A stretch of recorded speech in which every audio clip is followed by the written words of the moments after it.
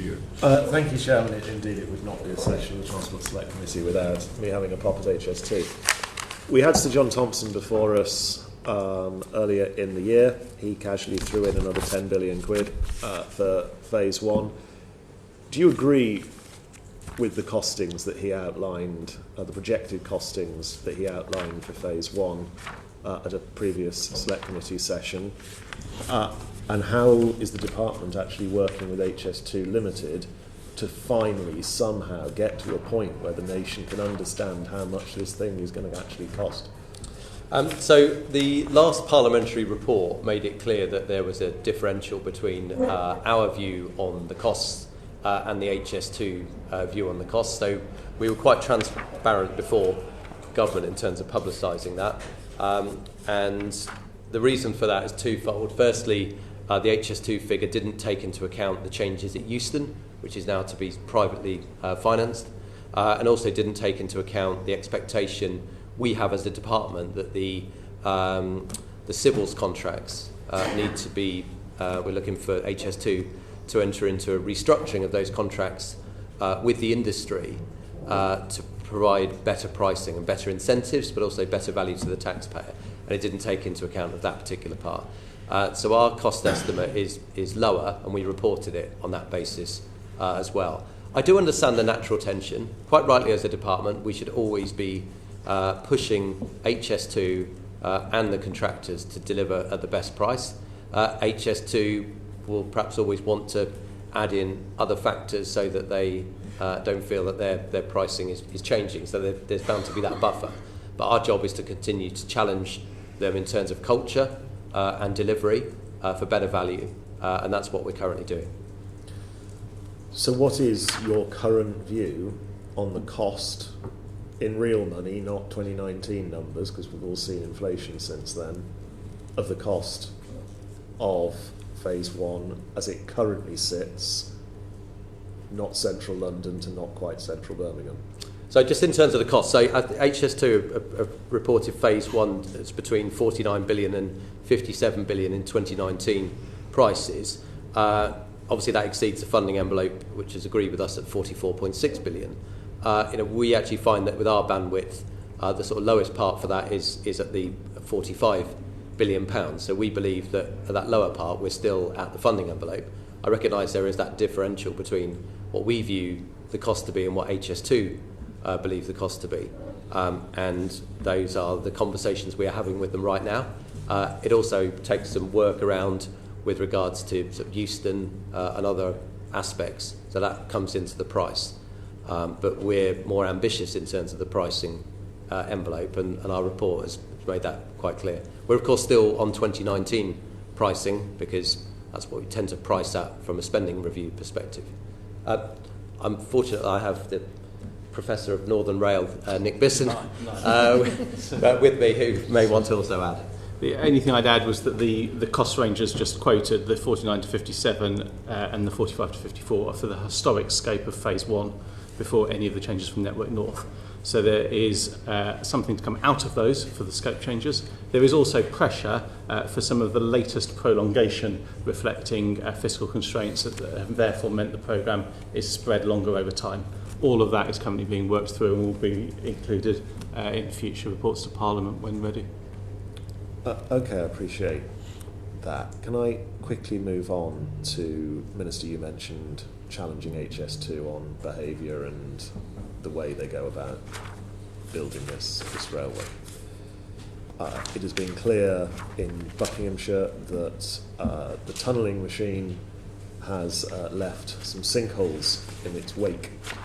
The first one last year, followed by a second one, and then a couple of weeks ago, two more appeared. Actually, more disturbingly, significantly after the boring machine had passed under those particular bits of land.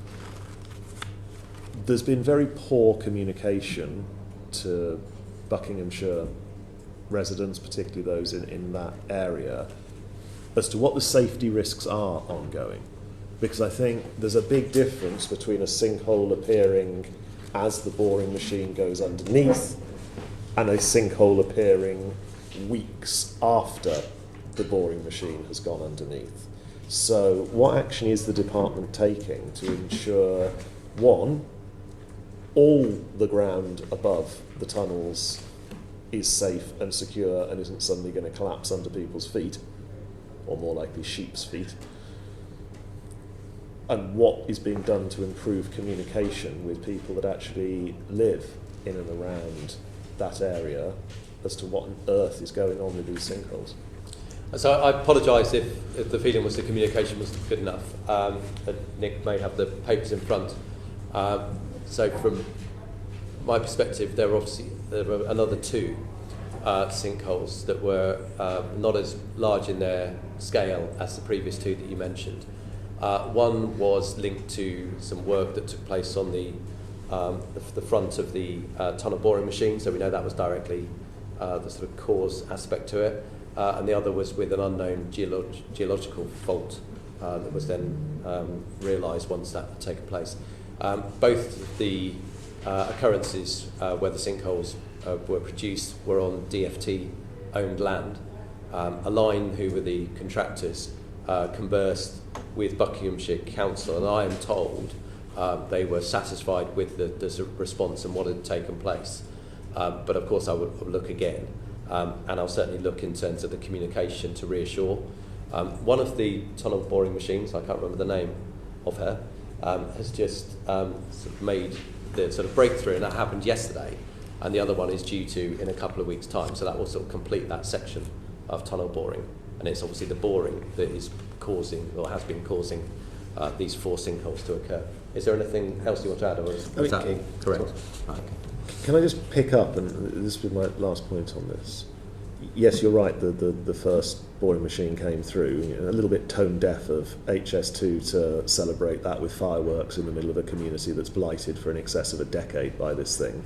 But leaving that to one side, I really want to press either you, Minister, or your officials on this point of sinkholes appearing after, at the moment a couple of weeks after, but who knows what will happen in the future, the boring machines have long gone. What is being put in place for the long term, that let's say another sinkhole appears in the Chilterns in a year, or 5 years, or 10 years, after all the contractors have gone and moved on to some other project somewhere, or whatever they're going to do, what's being put in place for protections for those communities in Buckinghamshire that could well find themselves through these geological faults that are being discovered with massive holes in the ground? I think what may be best if we write and actually make the case that these sinkholes have occurred as the machines have actually gone through, and that's caused that particular part, and why the evidence is there that would demonstrate that you shouldn't see sinkholes occur after that sort of pass-through has occurred. I think it's best if we actually give you the sort of written evidence to give you that assurance. I'm sorry if you felt that the sort of celebration was misplaced. I wasn't able to go there myself because I was tied up yesterday morning, so I wasn't aware that there were fireworks. What I would say is that the team have worked incredibly hard, and I've been down there on those machines as they're going through, and have worked really hard, and are obviously really pleased that they've managed to deliver that breakthrough. It's an enormous engineering feat, but I'm sorry if that caused a disturbance as they were sort of celebrating their success.